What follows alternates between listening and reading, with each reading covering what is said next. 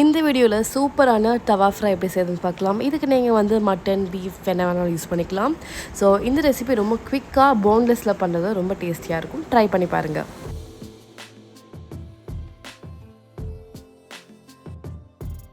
இந்த ரெசிப்பியில் மீட் நல்லா ப்ராப்பராக குக் பண்ணுறது தான் ஒரு டாஸ்க்கே. ஸோ அதுக்கு நான் வந்து ஒரு 1/2 கிலோ அளவுக்கு மீட் வந்து குக்கரில் ஆட் பண்ணிக்கிறேன். You can go for mutton or you also you can go for beef. So meat once நீங்கள் ஆட் பண்ணதுக்கப்புறம் இதோட கொஞ்சமாக கருவேப்பிலை சேர்த்துக்கிறேன். இதோட ஃப்ரெஷ்ஷாக அரைச்ச இஞ்சி பூண்டு பேஸ்ட்டு 1 டேபிள் ஸ்பூன் அளவுக்கு இதோட நீங்கள் சேர்த்துக்கோங்க. இதோட 1 டீஸ்பூன் அளவுக்கு உப்பு சேர்த்துக்கோங்க. இதோட 1/2 டீஸ்பூன் அளவுக்கு மஞ்சள் தூள் சேர்த்துக்கோங்க. இதோட 1/2 கப் அளவுக்கு தண்ணி சேர்த்துக்கோங்க. இப்போது இதை நல்லா மிக்ஸ் பண்ணிவிட்டு குக்கரை க்ளோஸ் பண்ணிக்கோங்க. கேஸ்கெட் போட்டு விசில் வச்சுக்கோங்க.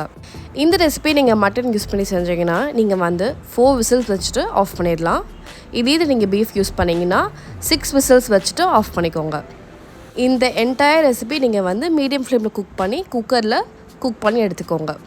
ஸோ ஒன்ஸ் விசில்லாம் வந்ததுக்கப்புறம் ஸ்டீம் அடங்கினதுக்கப்புறம் குக்கரை ஓப்பன் பண்ணிக்கோங்க. ஸோ பார்த்தீங்கன்னா நல்லா சூப்பராக குக்காகி ரெடி ஆயிடுச்சு. இப்போ இதோட வாட்டர் வந்து தூக்கி போடாமல் ஸ்டாக்கை ரெடி பண்ணி வச்சுக்கோங்க. யூஸ்வலி இந்த ஸ்டாக் வாட்டர் வந்து நீங்கள் மண்டி ரைஸ் பண்ணும்போதெல்லாம் ரொம்ப யூஸ்ஃபுல்லாக இருக்கும். அண்ட் ஆல்சோ இந்த கிரேவிக்கும் யூஸ்ஃபுல்லாக இருக்கும். மெயின் தவா ஃப்ரை பண்ணுறதுக்கு கோகனட் ஆயில் யூஸ் பண்ணிக்கிறேன். இதில் ஒரு 4 டேபிள் ஸ்பூன் அளவுக்கு கோகனட் ஆயில் வந்து சேர்த்துக்கோங்க. எண்ணெய் நல்லா சூடானதுக்கப்புறம் இதோட 1/2 டீஸ்பூன் அளவுக்கு சீரகம் சேர்த்துக்கோங்க. சீரகம் பொரிஞ்சு வந்ததுக்கப்புறம் இதோட கொஞ்சமாக கருவேப்பிலை சேர்த்துக்கோங்க. இதோட ஸ்டாக் வாட்டர்லாம் இல்லாமல் தனியாக ட்ரைன் பண்ணி வச்சுருக்க மீட்டை வந்து இதில் ஆட் பண்ணிக்கோங்க.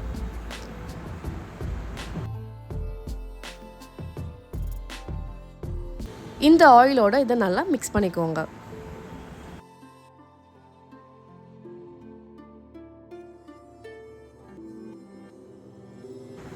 இதோட 1 டேபிள் ஸ்பூன் அளவுக்கு கரம் மசாலா சேர்த்துக்கிறேன்.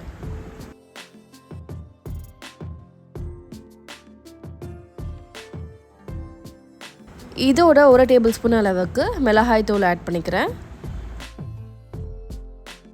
1 பிஞ்ச் அளவுக்கு மஞ்சள் தூள் ஆட் பண்ணிக்கிறேன்.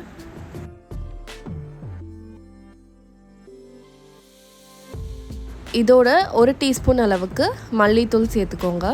சேர்த்துட்டு இந்த மசாலாவோட எல்லாம் நல்லா மிக்ஸ் பண்ணிக்கோங்க.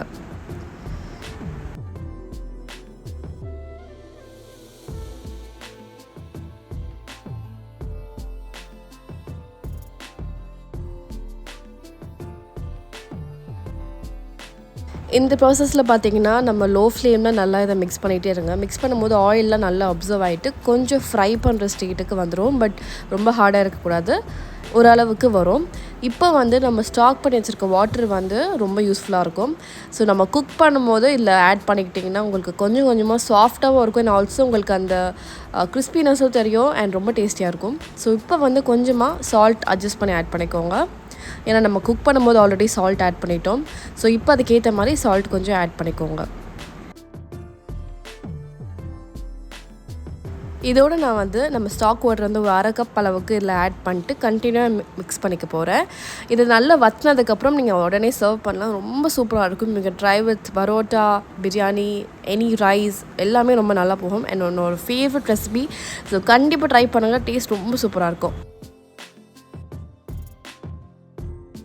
ஃபைனில் சர்வ் பண்ணுறதுக்கு கொஞ்சம் முன்னாடி வந்து இதில் லெமன் ஜூஸ் ஆட் பண்ணிட்டு ஒரு 2 வாட்டி டாஸ் பண்ணிவிட்டு சர்வ் பண்ணுங்கள். ரொம்ப சூப்பராக இருக்கும். ஹோட்டலில் கிடைக்கிறத விட ரொம்ப டேஸ்ட் இருக்கும் ஃபார் ஷோர். ஸோ கண்டிப்பாக ட்ரை பண்ணுங்கள். This is a fail proof super good recipe.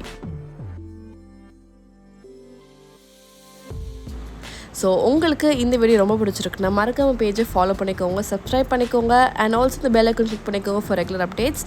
And மறக்காமல் இந்த மாதிரி ரெசிபியை ட்ரை பண்ணி பார்த்துட்டு எப்படி இருக்குன்னு கமெண்ட்டில் சொல்லுங்கள்.